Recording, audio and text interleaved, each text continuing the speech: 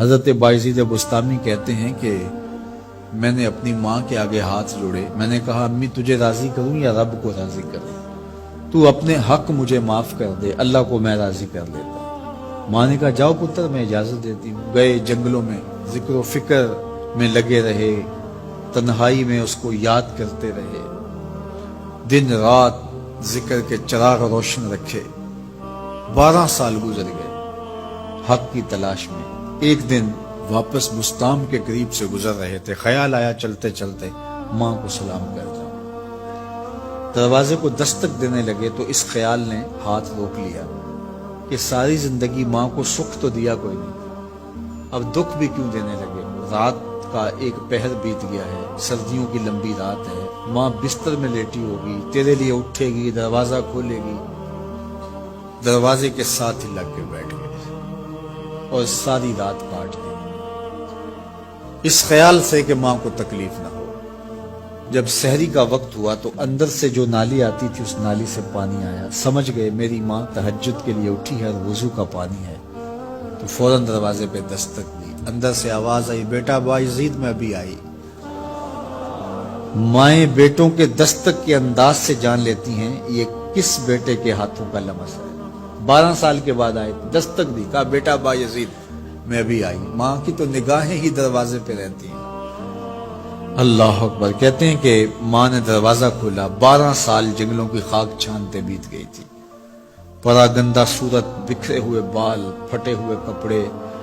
میری ماں کی جب نگاہ میرے پہ پڑی تو اس کی چشمان سے موٹے موٹے آنسو ٹپکنے لگے، اور اس نے ایسے ہاتھ پھیلا کے کہا مالک میرا بیٹا بایزید تیری طلب میں نکلا تھا، تو نے ابھی تک اسے اپنا قرب نہیں دیا؟ حضرت بایزید بستامی کہتے ہیں 12 سال کی ریاستوں سے جو کچھ نہیں ملا تھا ماں کے اٹھے ہوئے ہاتھوں سے مل گیا۔ میں نے کہا مالک میں تجھے کہاں ڈھونڈ رہا ہوں، تو کہاں موجود ہے؟ تو ماں باپ کی رضا اللہ کی رضا کا دروازہ کھولتی ہے۔ جن لوگوں کے ماں باپ ناراض ہیں اور وہ جا کے پیر صاحب کی خدمت کرتے ہیں اور میاں ماں کے قدم چومو، باپ کی ٹانگیں دباؤ، ان کی خدمت کرو، تمہارے پہلے مرشد وہ ہیں، ان کو راضی کرو، پھر کسی شیخ کامل کی صحبت میں آنا، دیکھو کیسے دل کی بند کھڑکیاں کھلتی ہیں۔ ایک مرشد تو ناراض کر آئے اور دوسرے مرشد سے تمہیں کیا ملے گا؟ تو راستہ یہیں سے کھلے گا۔ والدین کو کبھی ناراض نہ کرو، والدین کو کبھی دکھ نہ دو، والدین کو کبھی تکلیف نہ پہنچاؤ، اور والدین کو بھی چاہیے کہ اپنی اولاد کو اپنا نافرمان نہ بنائے۔ ایک بزرگ فرماتے ہیں کہ مجھے برابر 30 سال ہو گئے ہیں کہ میں اپنی اولاد کو کوئی حکم ہی نہیں دیا، کوئی حکم نہیں دیا۔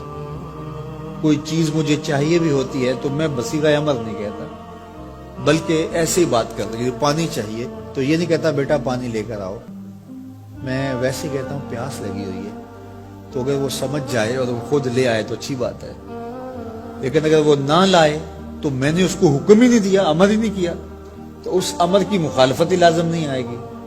تو کہا 30 سال برابر گزر گئے ہیں، میں نے اپنی اولاد کو حکم نہیں دیا کہ کہیں وہ میری نافرمان نہ ہو جائے، کیونکہ اگر وہ نافرمان ہو گئی پلے کچھ نہیں رہے گا۔ جو اولادیں ماں باپ کی نافرمان ہوتی ہے وہ ہوا میں بھی اڑیں، وہ چرخ پہ بھی جھولیں، وہ زمین پہ گرنے والی ہوتی ہیں، کبھی کامیاب نہیں ہو سکتی وہ اولادیں جو ماں باپ کی گستاخ، بے ادب اور نافرمان ہوتی ہیں۔ وہی اولادیں سرخروب، کامیاب اور کامگار اور بامراد ہوتی ہیں جو ماں باپ کی خدمت کرتی ہیں، ماں باپ کی دعائیں لیتی ہیں۔ وہ ایک بچہ ماں باپ کے پاؤں دبا رہا تھا، تو ایک بچہ ایک بر اعظم میں، دوسرے بر اعظم میں، تیسرے بر اعظم میں بڑے بڑے کاروبار کر رہا تھا۔